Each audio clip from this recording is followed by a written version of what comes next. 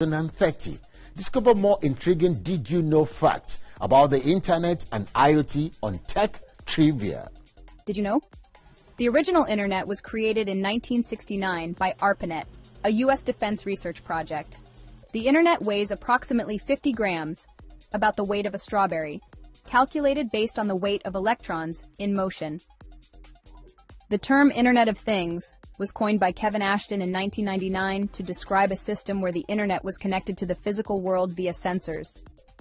The first IoT device was a Coca-Cola vending machine at Carnegie Mellon University in 1982, programmed to report its inventory and temperature. The IoT generates an estimated 79 zettabytes of data annually, equivalent to 79 trillion gigabytes. Every second, approximately 127 new IoT devices connect to the internet. By 2025, the average person is expected to interact with IoT devices nearly 4,800 times per day. Over 10 billion devices are connected to the internet, and this number is expected to reach 30 billion by 2030. Around 70% of households in developed countries have at least one smart device, such as smart speakers or thermostats. With the rise of IoT devices, cyber attacks targeting these devices have increased, highlighting the need for strong security measures. Enjoying TechnyFire? Coming up on Insight, a multi-award winning trailblazer from a pan-African tech institution is transforming Africa through digital innovation. It will share insights on the relationship between internet, IoT, and data, and how they are revolutionizing our lives. Don't miss it.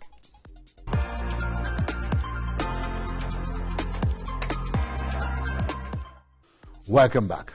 Offering insights into the internet, IoT, and data relationship is Dr. Krishnan Ranganath, the Chief Technology Officer, a regional executive for West Africa at Africa Data Centers. With over 30 years of expertise, Dr. Krish drives digital transformation across Africa through integrated data centers, cloud solutions, and connectivity services.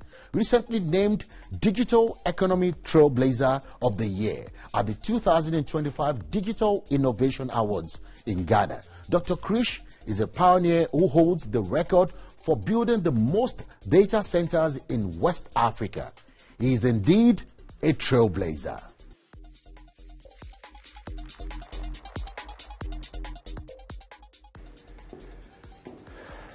Dr. Krish. Hey, how are you? Good to see you. Nice to meet you. There's been a lot of security. I've tried coming in, but I have to use my ID, my government ID. Why? Of course, it's a secured location. You know, data centers are one of the highly secured locations under the sun. Wow, wonderful. Because we manage somebody else's data. Wonderful. So it's easier for a camel to go through the eye of the needle for you to come into a data center. Of course. Even you are not even seen 10%. That's what I always say. Good to see you, Dr. Same here. Thank you so much. Please come. Good morning, sir. Thank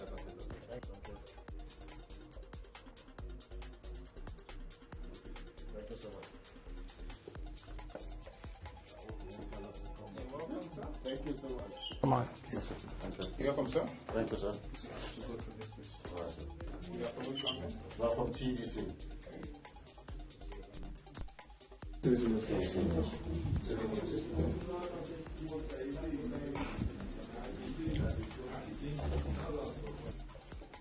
Thank you. You're welcome, sir. Okay, good to have you, Dr. Krish.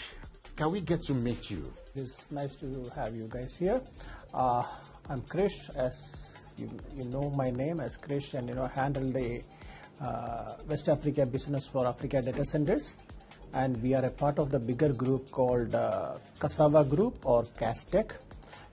I can say in a simple word that we are one of the biggest IT conglomerates in Africa. We are growing. You can see it's a small entry facility for Nigeria, a small data center. We currently operate Kenya, South Africa, and Lagos, Nigeria now. So apparently, what do you really do? Have you heard about archives, correct, storages?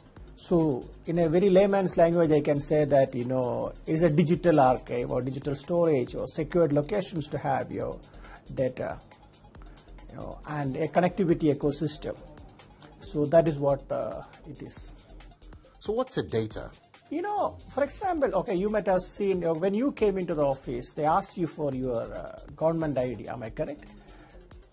So there are a lot of data captured in that, like your name, your place of birth, your address, your family details maybe, So this is very critical, correct? And these are critical data. I mean, any information is captured on a digital way, which is highly confidential and which is more needed and which is critical rather. What's the difference between data and internet? Of course, internet is a medium, correct? So it is like, what is internet? It is a medium to communicate. That is, in a layman's language, we can explain that way, correct? What is data? Data is I can say, is not a byproduct, it's a main product rather. Without data, there is no validity for internet. Okay, for example, okay, now we all go to Google or YouTube and watch movies. So that movie is a data, correct? So there's a content, it is sitting somewhere. So the internet, it always connects you to that data or that available resources, correct? So that is a difference. Like you've been in this game for 20 years, and you're like a bridge between the old and the new, the olden days and the present days. So can you relate? What's the difference? Actually seeing that, rightly mentioned by you, we are the bridge. We are the fortunate generation, which can see the old and the new Gen Zs, correct? So there's a huge gap. We are seeing everything, we are in the middle. So when we look at that, all time also data was there. Okay, it was not there, but not in this format, not in the digital format. If you go into the old time banks, correct? Of course, you walk into a banking hall, there's a big ledger. Okay, they go into your folio, okay, your account number. Then they verify, okay, you are giving them a check. If your account number is correct, is your signature, okay, signature used to be a signature card. They verify your signature. All things were there in those times also. If you go back into, I can say the Stone Ages, the data was there, but not kept in this way. What we are keeping in this way, the way I can say is a digital way of doing it. That's the only difference. Everything was there, but we are changing the approaches. What's the role of AI in all this, really? AI is practically taking over your life, So maybe I can say last couple of years back, your schedule. Okay, you are getting up at 7 o'clock, okay, or 6 o'clock, then you go for a walk, you come back, you have a coffee, you take shower, you get into the office, everything is in your hand. Now, more or less, AI has taken over it. So it gives you your behavior. Of course, one way it is very good because it gives you valid outputs based on individuals, based on behaviors. That behavior is not limiting to individuals, correct? Based on businesses. So it gives you more futuristic and predictive analysis of things if you use it in the right way. So every tech has a plus and a minus. Okay, minus of course the way how people use it. Okay, we can't blame for that. We can't blame anybody for that. It is approach, or that's why in Nigeria also 1.5 years back, the honorable minister came up with a framework for how to use AI, how to not to use AI. So where do you have these data centers? Okay, globally, if you look at, we have around a number between 8,000 to 9,000 data centers globally, and more than 45 to 50% is based in the US. A substantial percentage is in the Europe. Africa, in 54 countries, what we have is around a number between 180 to 190 is the numbers within Africa, and which is more focused again, South Africa, Kenya, Nigeria. These are the three focal areas. Nigeria, apparently we have around 14 data centers as of now, and more are coming in Nigeria. So what's the future like what's the future generally? Can you paint up the future? What does it look like to you? You remember in the old times, all the oil-rich nations, oil was the money. Oil was everything, correct? Now data is everything. So data is the new oil, and actually that is a fact, because if you look at any action, you need to validate it, correct? Okay, let's take Nigeria as an example. 225 to 230 million people we are talking about. So that is the data.